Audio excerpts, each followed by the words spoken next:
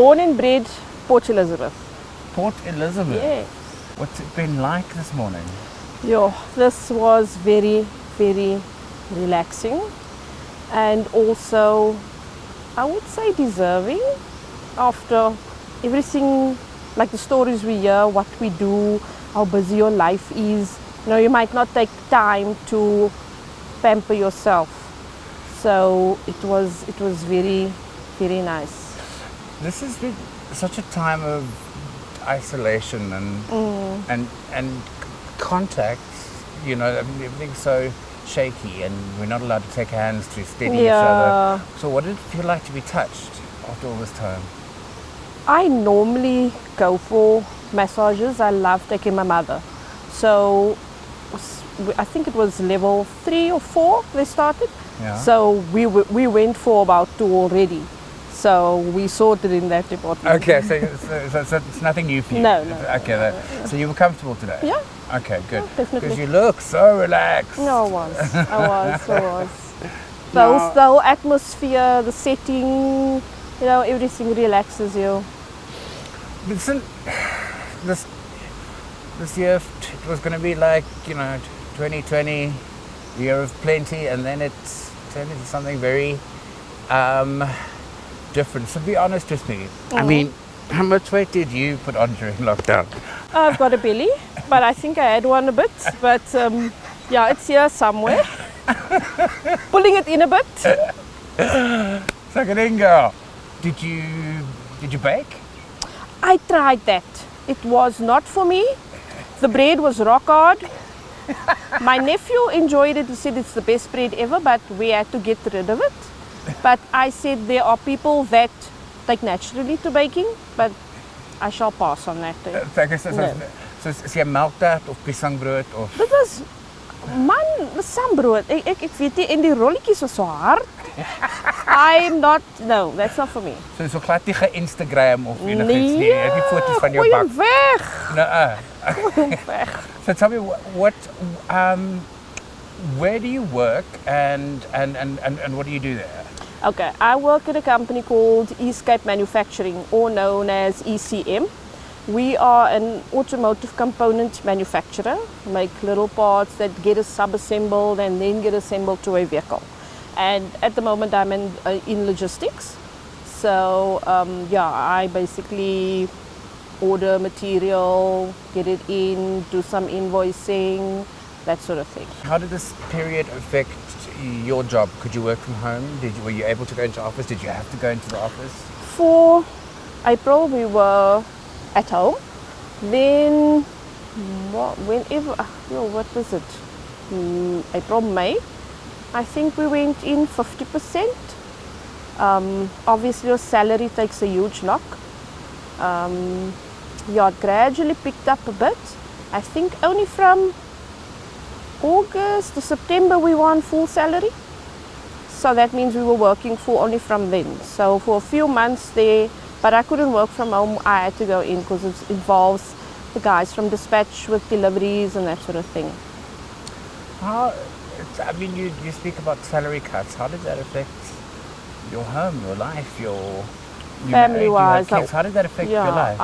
I'm also basically taking care of my mother, and between my 2 sisters, they've got 4 kids that I also look after, and I've got a son. So everybody had to cut down basically. Where we normally would overbuy on something, I would tell them, listen, we have to cut down here now, just for a few months, but that's the adjustment we have to make. Yeah, it's been a year of compromise.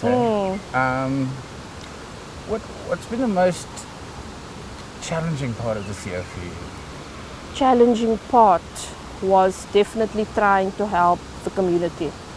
I'm involved in a soccer club and on various levels. Currently I'm on the executive committee, I'm the secretary, and then I also manage an under 14 boys team, and that was like it's my 4th year.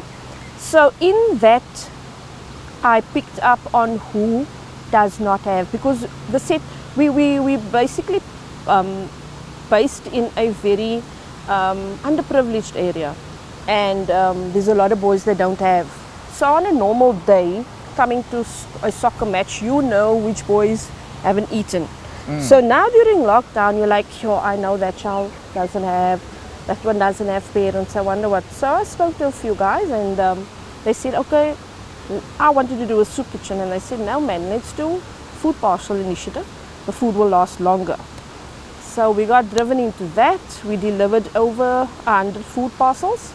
We then later started handing out to the community. Also in the club, there was ex-players or older men that's on pension and that sort of thing. We gave out to them. We then tackled an old age home.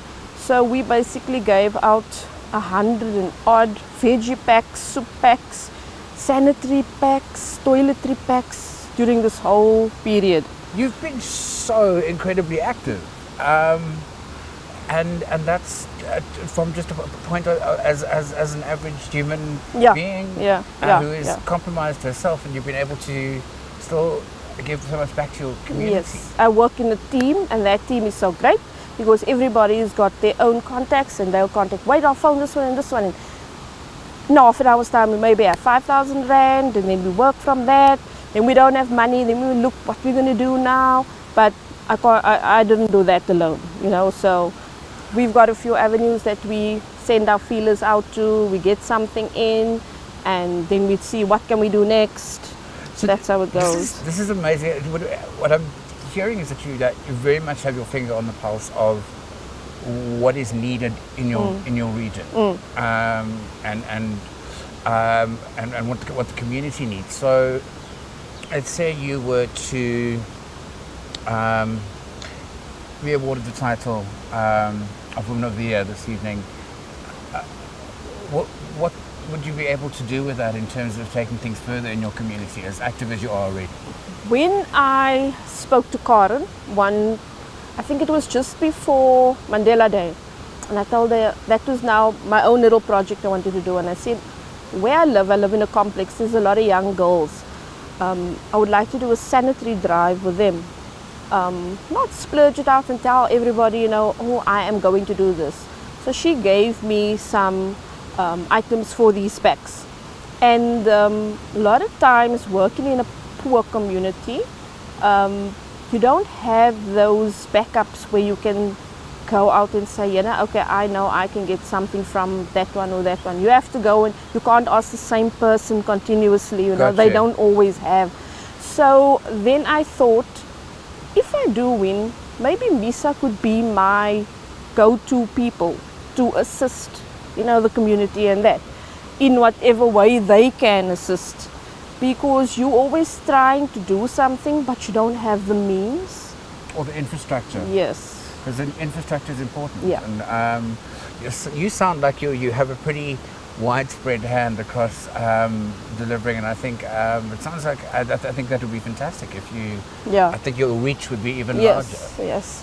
I think and what was so nice is I've got two nieces. They're teenagers, 14 and 15, and they have friends. So whenever I'm doing something, I always ask them, come and help me pack this, come and help me deliver this, or whatever. Even my nephew, he's 8, he was helping me pack the toiletry packs.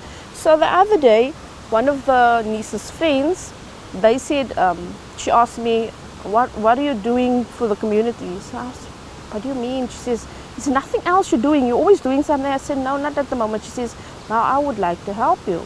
So I said, okay, I got nothing now, but where does this come from? She says, no, I want to be like you. I want to help the community. You're so engaging and engaged. I didn't get to do all the fluffy questions with you. I mean, you're quite a formidable woman. I'm a little overwhelmed. I am just a person, I guess. I'm basically an introvert until you get to really know me, especially my work colleagues. I'm sure they will tell you, oh, she shouts us a lot and that sort of thing at home as well. But other than that, I will just sit and observe and until I know the setting, you know, and then the real me comes out, I guess. Oh, I love that. You're so You're a very, very, very special woman. Thank you. I'd like to, if I could show you a picture of yourself at 10 years old. Can you imagine the 10-year-old you? Yeah. What advice would this Samantha give to the 10-year-old Samantha? I was, what's the word I'm looking for? I was very skinny. So I was very conscious about, self-conscious, you know. I wouldn't walk in front of a crowd because I'm very skinny and that sort of thing. So right now I would say, don't give a hell about what people think about you. You know what you want to achieve and go out and do that. Don't worry about that person is going to say, oh, kyk daai maar beentjies or whatever. People that are overweight also have that same complex. Don't care. Don't let their interpretation of you bring down what you want to portray in life. That's beautiful. I love that. It's got a sense like a lack of apology. Yeah. Do what you have to. Like I have this director and he's always, I think he dreads me in the meetings and he's like, oh, what's she gonna say now? And people would think, oh, he's a director, don't say that to him. But me and him have that understanding and I can boldly say to him exactly what I feel. And that's how we click, because if I had to sit there and I wanted to say that to him, but now, you know, just say it. Just say it to him and get it over with. Ek kan nie meer nie. I say, praat jy wat lip het. So baie wens. Sam, it's been beautiful talking to you. Thank you so much. For your Thanks for the honesty. opportunity, guys.